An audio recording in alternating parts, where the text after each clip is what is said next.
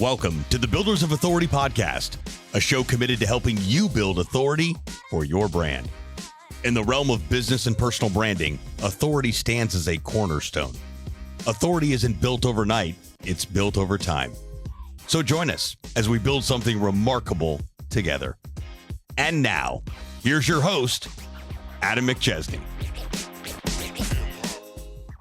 Welcome back, everyone, to another episode of the Builders of Authority podcast. As always, we are live here at Adventure Unknown in Fenton, Missouri, in St. Louis, with the production team here at Punchline Productions. We have a special guest today. We're actually joined by the man himself, the person who is the genius responsible for making AU Adventure Unknown a reality. I'm joined by Scott Schuessler. Scott is also a fellow Vianney Griffin graduate and someone that loves business, networking, and, of course, travel. Scott, what's going on? Excited to be here, man. This could be cool. Yeah, I'm excited. So, wherever you want to start, but talk about, from anything where you want to go to like what made you come up with Adventure Unknown. I get asked this a lot. It's I think most of it came from after the fact. I realized that I was pretty entrepreneurial, and I loved just connecting with people about what they've learned and their successes, and it came from my world of physical therapy. I was treating people for about 20 years, one-on-one, stretching them, trying to make their pain go away. We would just talk while I was working on them, and hey, what are you doing today? What are you successful at? What have you lost at? And that's how I got into real estate. That's how I got into, property management, just talking to my patients about it. And then, got a bunch of ideas and took on to them, and they supported me and helped me get into it. And likewise, I continue to support other people to do it. But I sold my practice 6 years ago now, and I lost that ability to have that one-on-one connection with multiple people every day. So my clinic was my networking location, but I had no idea at the time that's really what it was for me.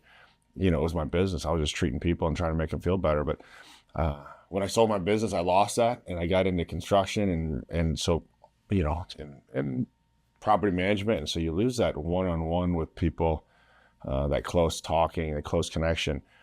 And I missed it, and I was like, well, where's all these smart people that I was surrounded with, so that's what it said. I got to create a place and try to create a vibe and talk about a vibe and try to see how many people had that same mindset that I did, and see if I can and try to get them to all hang out at the same spot. And then, so you had the idea. When did the idea start versus the process of this actually becoming a reality?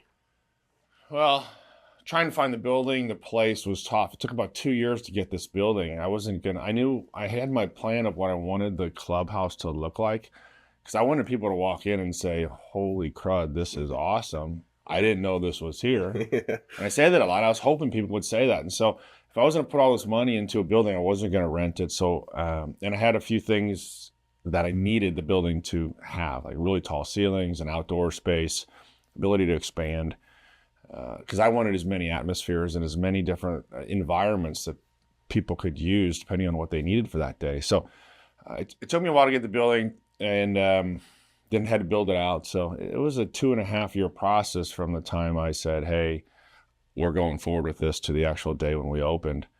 And now we're 2 years after that. So it's pretty cool. Yeah.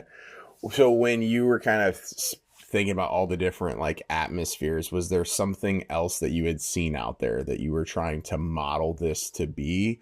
Or was it multiple different things? Or because this place is very unique. If you haven't been here, you need to come for a visit. But that is the thing I think everybody says when they come in there, like, wow, this is so unique. It is. It's very hard to describe it too. And that's probably the biggest challenge that I didn't expect, because I wanted something that appeased a lot of different people. It's not a guy's club. It's not a girl's club. It's not a couple's club. It's not a family club. It's not a pickleball. It's everything. It's a cigar lounge. It's a pickleball club. It's a social area. It's a business area, networking area, shared workspace. And so it takes people a minute to figure out what is this place. And usually they come back a second time and they're still tilt their head. And they're like, why are you doing? It's nothing else like it. But to answer your question, I I have a buddy who I've learned, or got to know over the last probably 10 years. He's in Kansas City, and he opened up a similar type club, but very different. He was very specialized into CEO level executives and hunters. So he opened up a much smaller version of this in Kansas City, but C-level and hunting is so you pretty much turned it into 99% of our guys. So I've been there. I walked in and I said the whole same thing, like, holy crap, this place is awesome. If I was in Kansas City, I would join this in a second. The vibe was cool. The people were cool. Just everyone was there, enjoying their time. And it was that feeling that people wanted, or at least I wanted. And so I talked with him and worked with him, and he's like, yeah, we'll support you. Let open up the same thing or similar. But I wanted to not be so narrowed in my focus of people. I wanted girls to feel very welcome, to be a couple's place, not just C-level, any kind of entrepreneurial, any kind of person. Really, I just wanted good people. Mm-hmm. And so I really don't have that. You have to be this level of an executive, or I just want people that want to give and not take. I think that's what makes this place unique from the people that are there, is you don't have to have a certain status in order to do it, but it is about like, who is the individual and will they bring and add something to the club, not necessarily just come and do it. And that's what, like, when Jack asked me a couple of weeks ago, I was like, that was one of the biggest things that I realized from a very early point. Like, if you show up and give, you're going to get 10x back, and it comes in waves. And I think that was the biggest thing for me, is people were like, things I used to have to pay a bunch of money for, people are just like, let's just go have a drink, play pickleball, do something, and have a conversation about it. Right. Yeah. Jack wanted to join. I mean, he came in, he's now our youngest, he's 21 years old. And, I kind of assumed it would be 30s, 40s, 50s, 60-year-olds. And then you find this perfect 21-year-old who's super outgoing, like-minded in business, entrepreneurship, and it just wants to help support everybody else here. Like, there's no age that's not right. I mean, yeah, that was pretty cool that he signed up last week, and everyone's excited. Everybody's just, how can I help you? It's almost like the younger guys and girls are getting. They get like 10x the value, because everybody's like, man, I want to pour wisdom and lessons into you. But that's where, like, I always joke, because it's like, man, I have spent so much money on things that are just included here, right? So building out, stuff from pickleball to the gym to obviously like, there's so many different things that come in to a benefit of being here that you don't realize, that unless you're here and you see it and you show up and you do the work, it's just an added benefit, which that's what most people, they want the end result, or they want the value of all this stuff. But they're not willing to like actually provide their part of it. Yeah. I mean, my goal is everyone gets a free membership in some way or another. Yes, you're paying up front, but either you're saving money, like you said, you're saving money on a gym membership, you can come here, you're saving money on pickleball, you're saving money going out to bars or hosting friends or hosting potential clients or whatever. You're saving money on office space or rentals of conference rooms, or saving money on trips. We offer the trips at a severely discounted rate. And so when all of those savings come back, the relative cost, hopefully for the club, is close to zero, or actually positive. If someone has a business that can get referrals, this is like a hard place to not get referrals.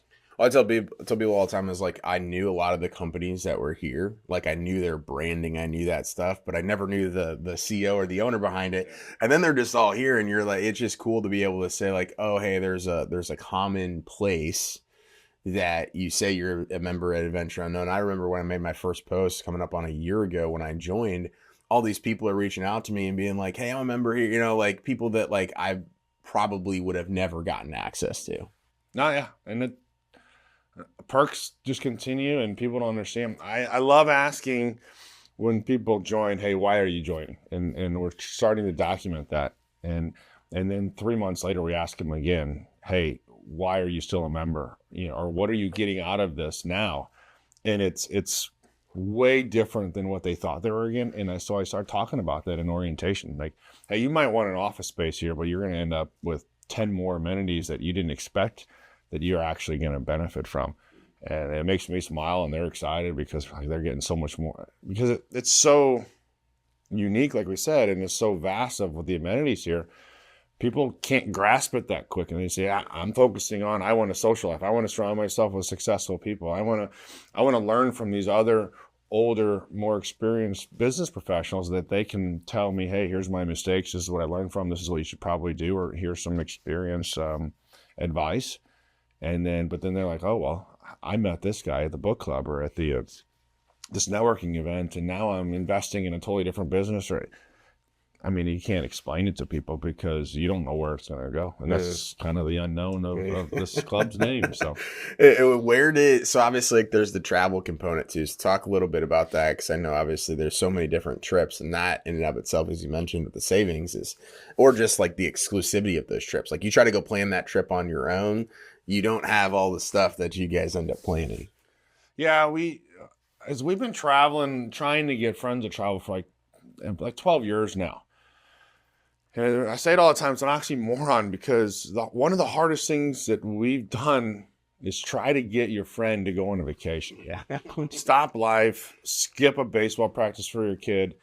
So, we made it a personal challenge to try to create trips that, one, you couldn't do on your own, cheaper than what you can find, and get a bunch more red carpet type amenities added to it. Mm-hmm. And so we do that by going to the people on the ground and saying, hey, we're going to bring you quality people, people that will take care of your guides or whoever.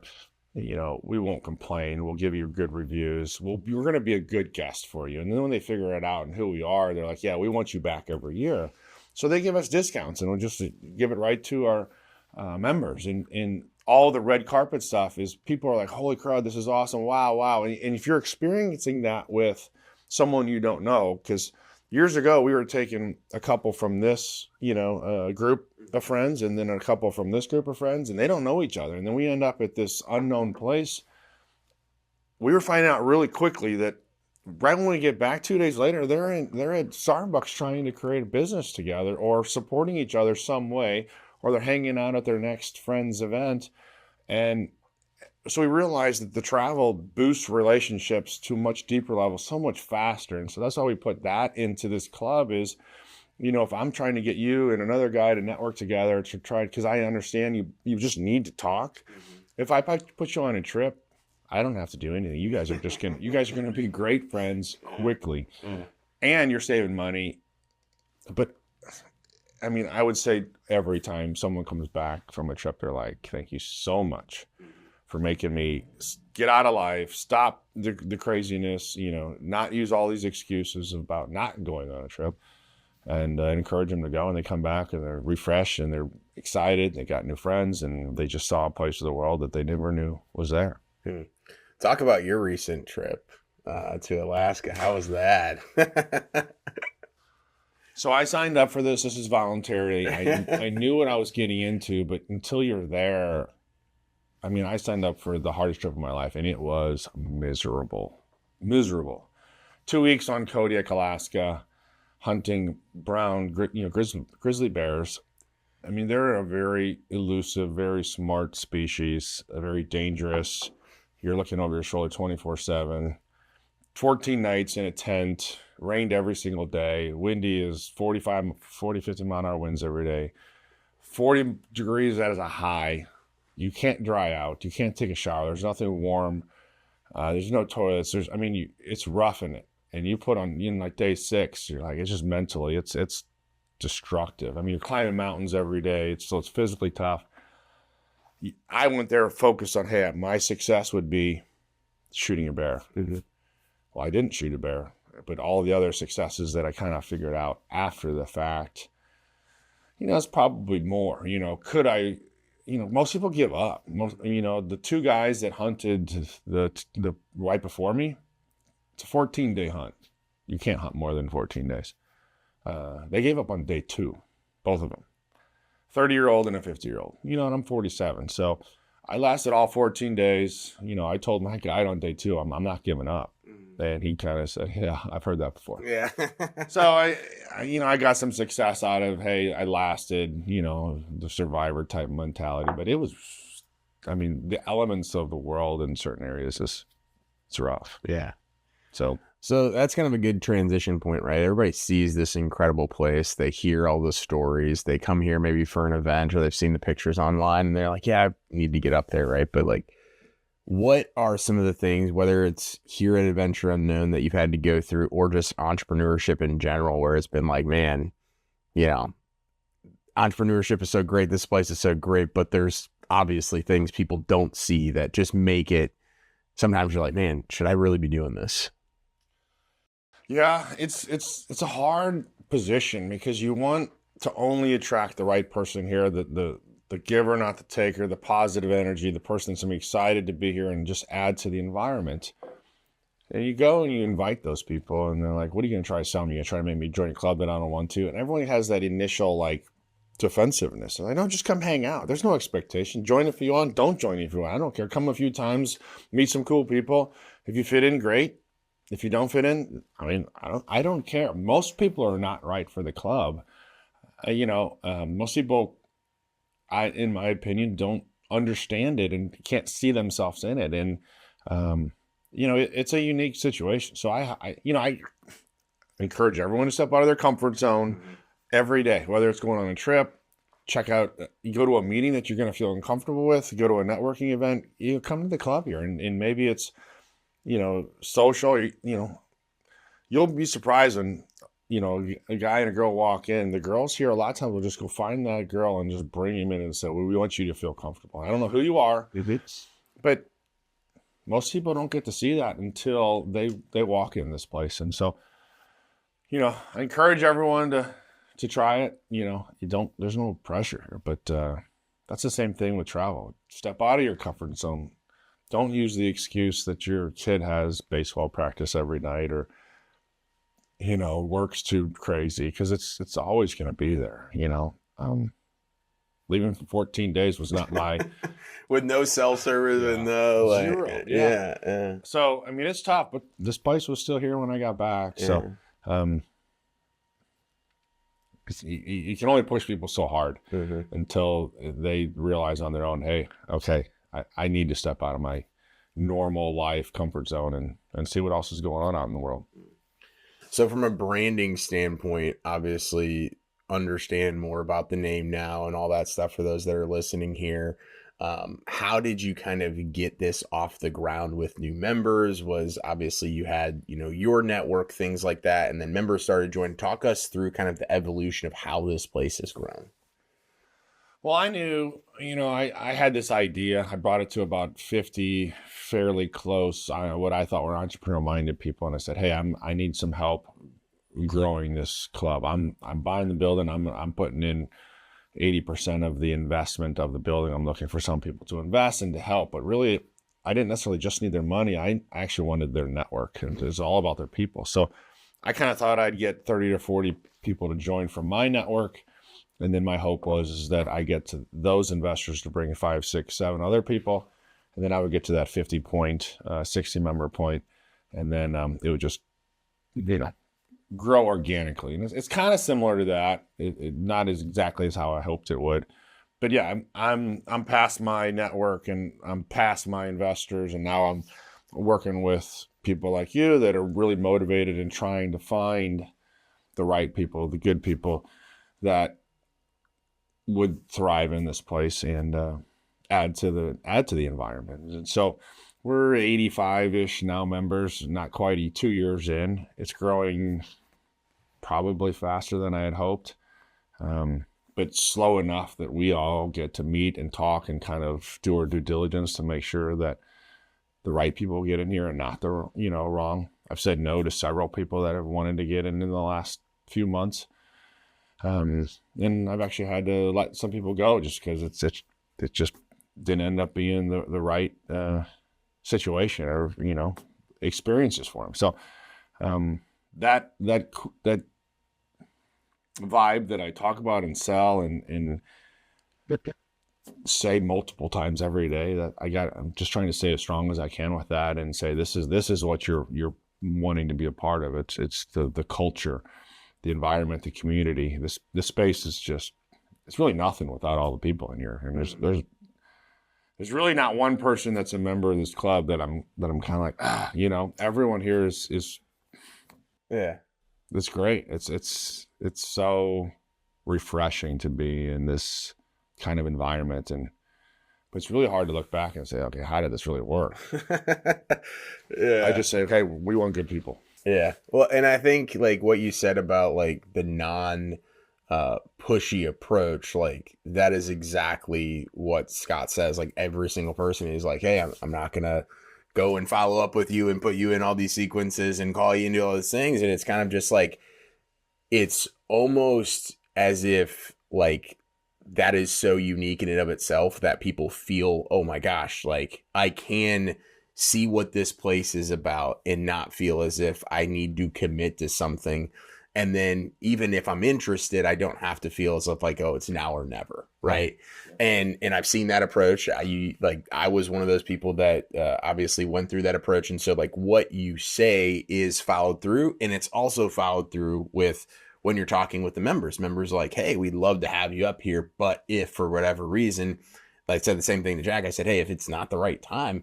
And he was like, man, like I never felt that way. And once you get here, it's like the place sells itself and the people sell itself. Like the people, the conversations, you're like, man, I have to be up here because it's the opportunity cost. Yes, it's an investment, but like if I wait 3 more months to join, one, I can talk myself out of it, but two, that's 90 days worth of stuff that I'm putting on the back burner that could have escalated.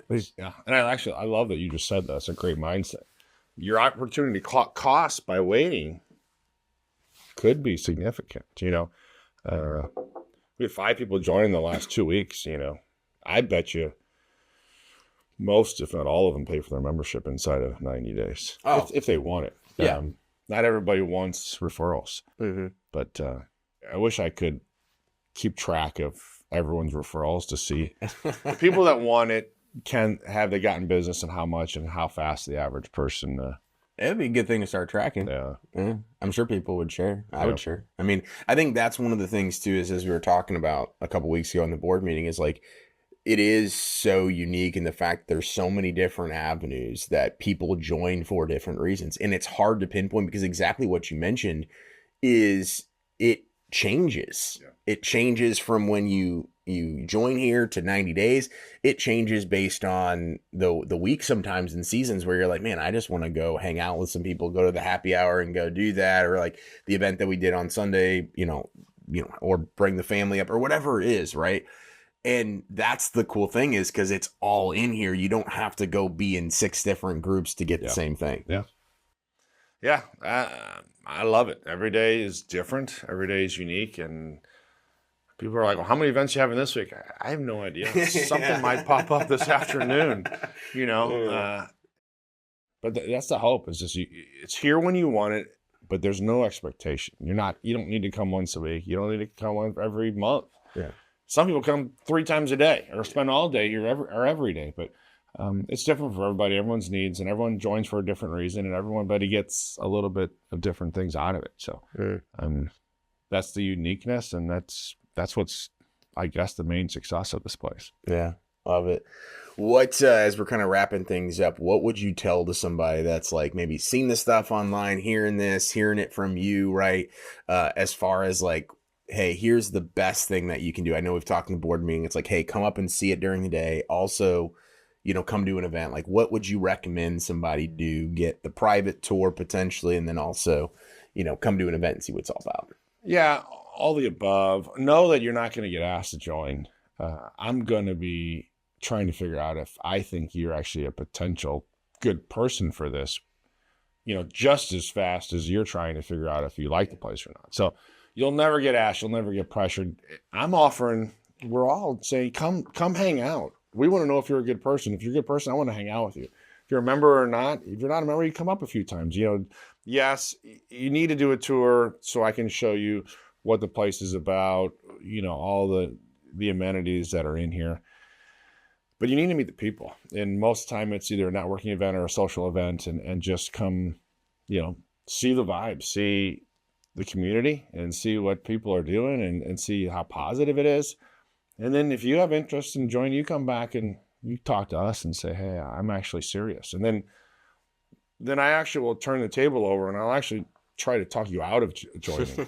Try to say, hey, if you have potential to be a jerk in any which way, I don't really want an application. So, and people, they sit back and say, well, why, what? You think I'm a jerk? I'm like, no, I'm just telling you, if you have the potential to be it, I don't want to have the conversation in 3 months saying, hey, this place isn't right for you. Mm-hmm. I'd rather figure out beforehand. So, step out of your normal daily life of go to work and do your chores or whatever, and let's just go hang out up here with no expectations. That's where most people get stuck, which is fine. Most of them probably aren't the right mentality for the place, but there's a lot of good people out there that are just kind of overworked, overwhelmed in their normal life, and they just don't know where to go. And open invite, no expectations. Love it. What are you most excited about where the club's at right now, but really where it's heading? Well, I assume somewhere around 120 members, we're going to cap it and put it on a waiting list. That will be a huge milestone of hey, we're there. But we're continuing to expand. The advisors, the board that you're on, you're going to make all the decisions on what we're doing forward. Is the golf simulator coming, or what's the next step? What do people want?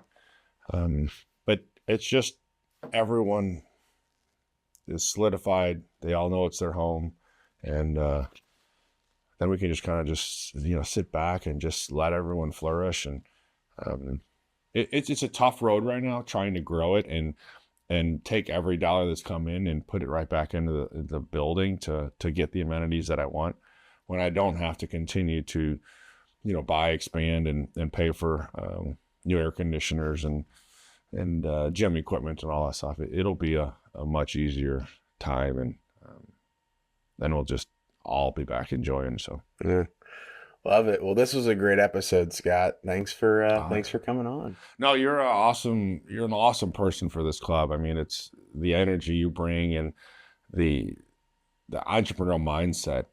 I've heard people say, you've said this, or have you heard Adam say that? It's an awesome thing that you're here. So if you got people like you that need to be here, they need to be here. So I'm working on it one by one, brick by brick. Well, awesome. Well, if you're watching this episode, make sure to send me a message, send Scott a message, head over to the website. Follow Adventure Unknown, of course, on social media. We'll have all that stuff in the show notes, but we would love the opportunity. I'd love the opportunity to show you around. Scott would as well. Come to an event. Just see what this place is about, and with no expectations, see if it's a good fit for you. We can see if it's a good fit on our end as well. So thank you so much for watching today's episode. If you're on YouTube, make sure to subscribe, leave a comment, like the video. If you're listening, leave us a 5-star review, subscribe to the podcast, all that good stuff. We'll see you next week. And remember, authority isn't built overnight, it's built over time.